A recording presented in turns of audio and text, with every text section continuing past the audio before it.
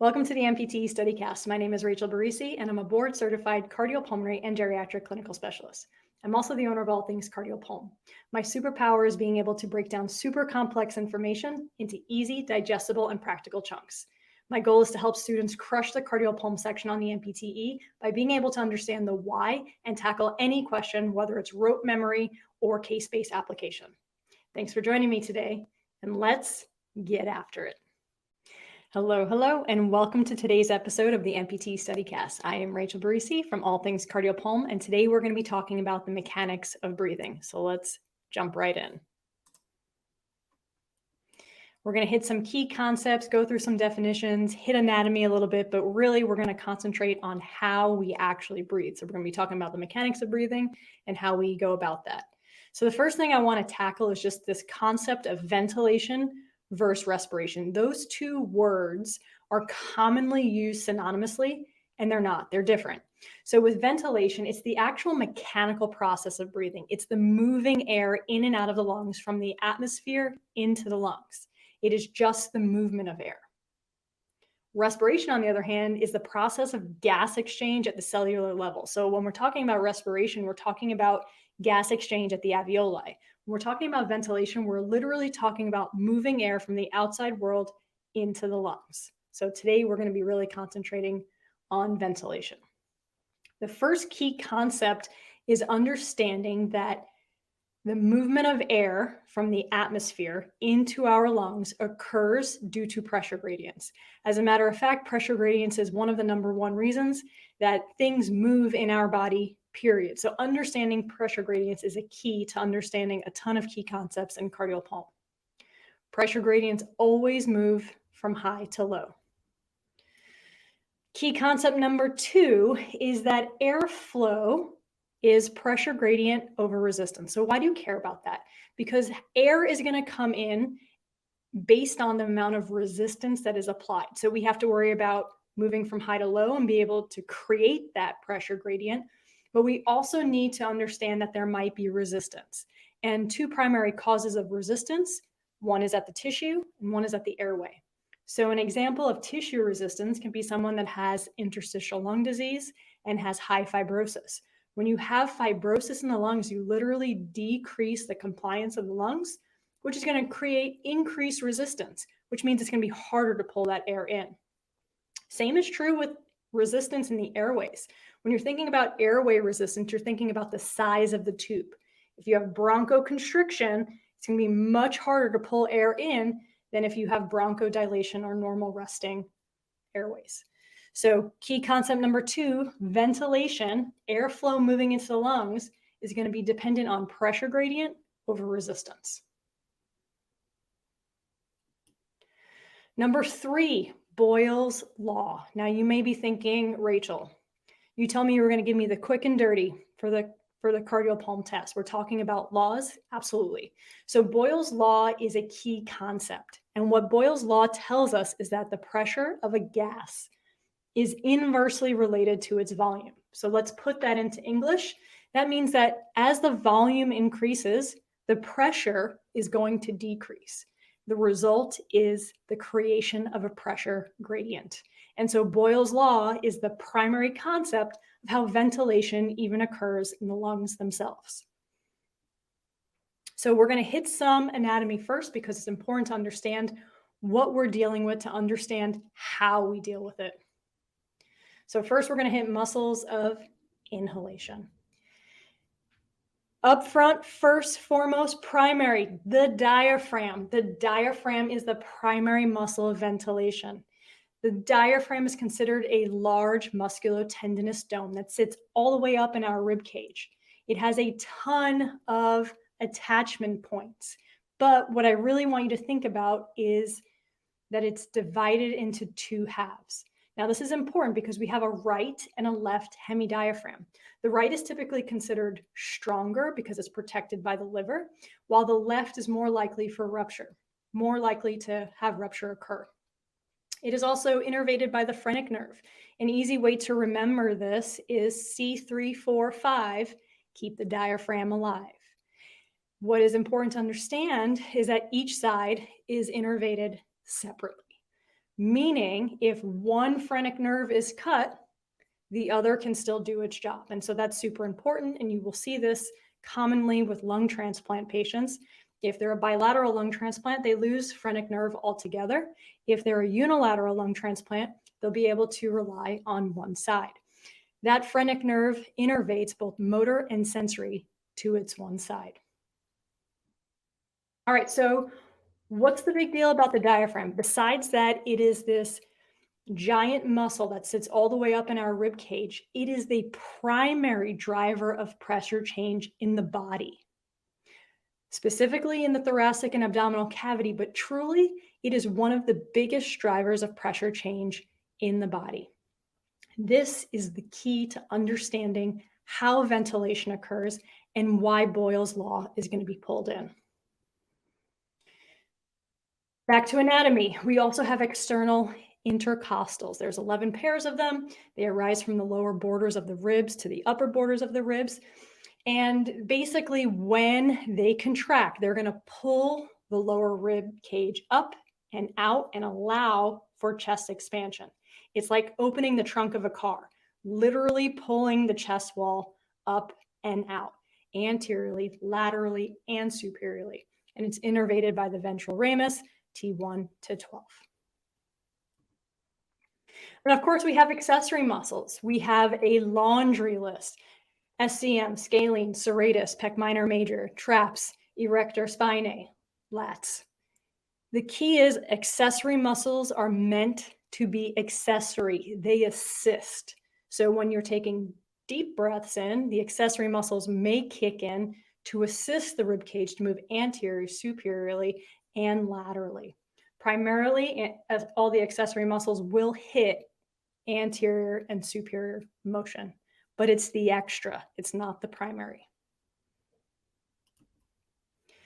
Oh, the pleura. The pleura might be one of my favorite anatomical pieces because it is underrated.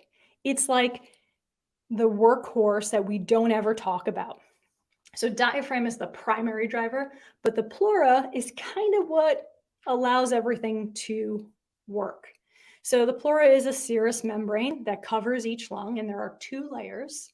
We have the visceral and parietal pleura. The visceral surrounds the viscera, the lung itself, and it's inseparable from the tissue. So it's on there. It's also not innervated.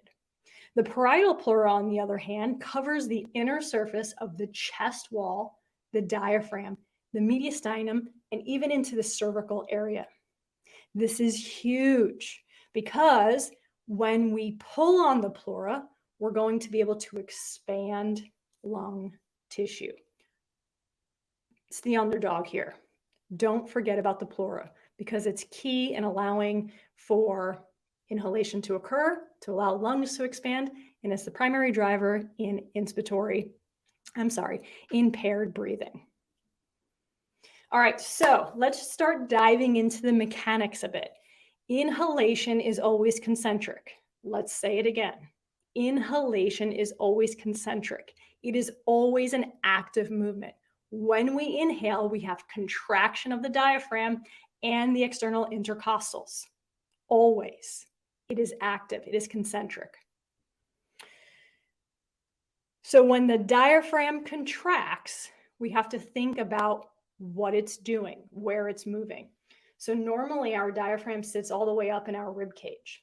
It is dome shaped. It's like an umbrella.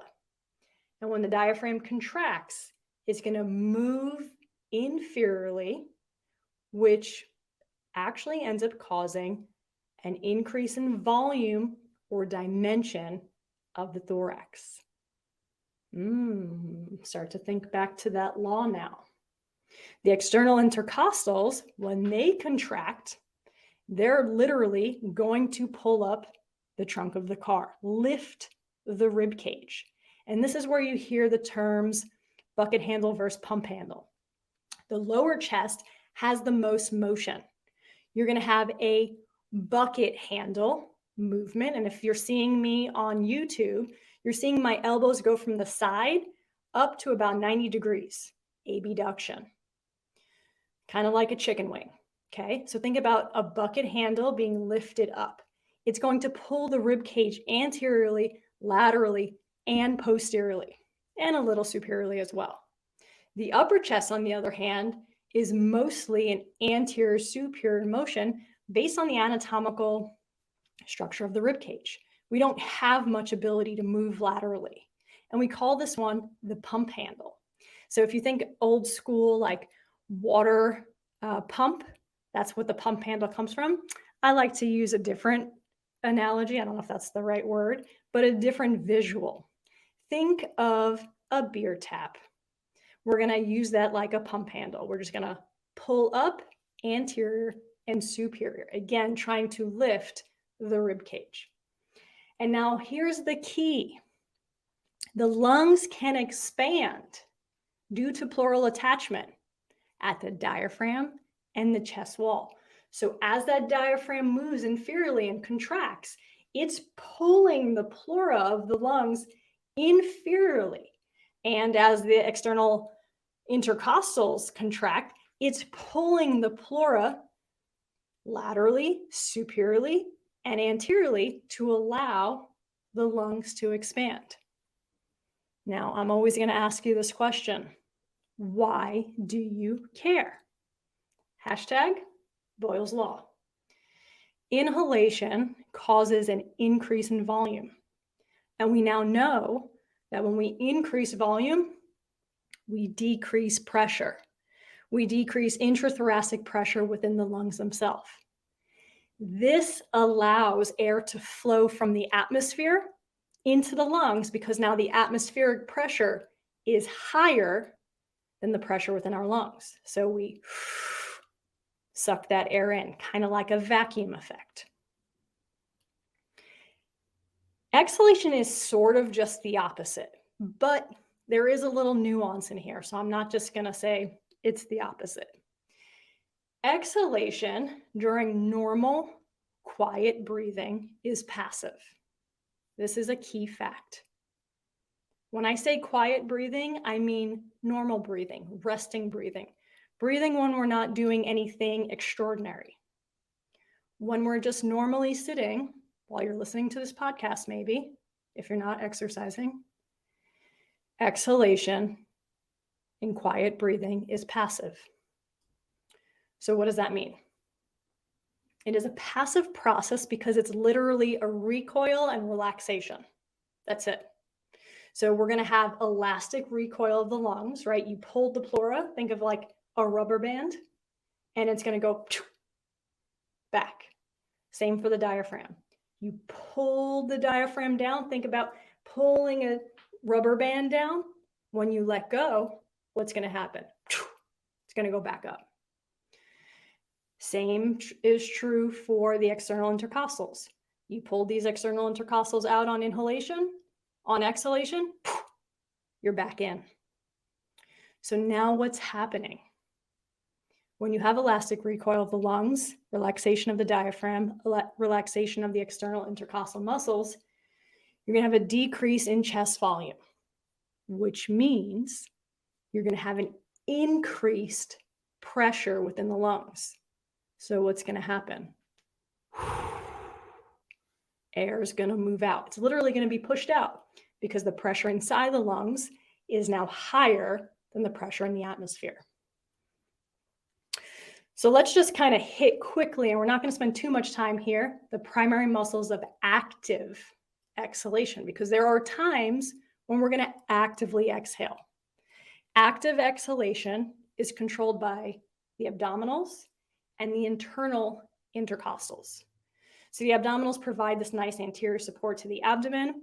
It helps force the diaphragm up with contraction, and it's the primary driver to assist with the force that comes with coughing. The internal intercostals has also 11 pairs. They run down and in, and they depress and aid forceful exhalation. They're also innervated by the ventral ramus, T1 to 12. So I want you to think about those internal intercostals. I like to say like hands in the pocket. If you're seeing me on video, I have my hands up near my rib cage and I'm going to push them down and in. It's kind of like wringing out a towel. It's literally squeezing the air out. So what are examples of forced exhalation? Coughing, blowing a bubble or instrument, laughing, exercising, singing are all examples of an active process. And then that could be further broken down into concentric or eccentric movement of the diaphragm. So coughing, I want you to put your hands on your abdomen, and I want you to cough one time. So you're going to take a deep breath in and cough. And what you should feel is your abdomen pop right in. It's concentric, it's forceful. Same could be true for blowing on an instrument or blowing into an instrument. Think about the trombone. I've never played an instrument. No one wants to hear me with an instrument. I do not have a musical ear. But if you think about someone blowing into a trombone, you're going to think about that forceful push. And so that would be considered concentric as well. Singing is more eccentric, holding a note. And this can actually be used as an assessment tool where you literally hold a vowel sound like ah. See, I told you I wasn't going to sing, and there it went. If you're holding the note for time, you're controlling that diaphragm moving back up into the thorax, and that is eccentric. Same is true for exercise, right? Depending on where you are in your stage of exercise, depends on what that exhalation looks like. If you're huffing and puffing, well, then we're moving more into a concentric breath. So regardless of how you look at this, I want you to hold this in your mind. Quiet, resting breathing is passive. It's all based on relaxation and recoil. But forced exhalation or active exhalation can be anything like coughing, blowing on an instrument or bubble, laughing, exercising, singing. And that can be broken down into eccentric or concentric control based on the force and the act of exhalation, okay? To just wrap up Boyle's law, as that diaphragm pushes back up into the thorax, as those internal intercostals are squeezing down and in, the lung tissue themselves is going to decrease. We have decreased volume in the chest and lungs, and therefore we have an increased pressure, allowing air to move out. And when it's forced exhalation, it's going to move out more quickly due to the abdominal contraction and internal intercostals squeezing that air out. All right, I hope that was helpful for you. Thank you so much for listening. If you have any questions, reach out to me via text at 913-308-4494. You can shoot me an email at allthingscardiopulm@gmail.com or find me on the Instagrams and hit me up in the DMs at all_things_cardiopulm. All right, I hope you all have a wonderful day, and whatever you have to do, get after it.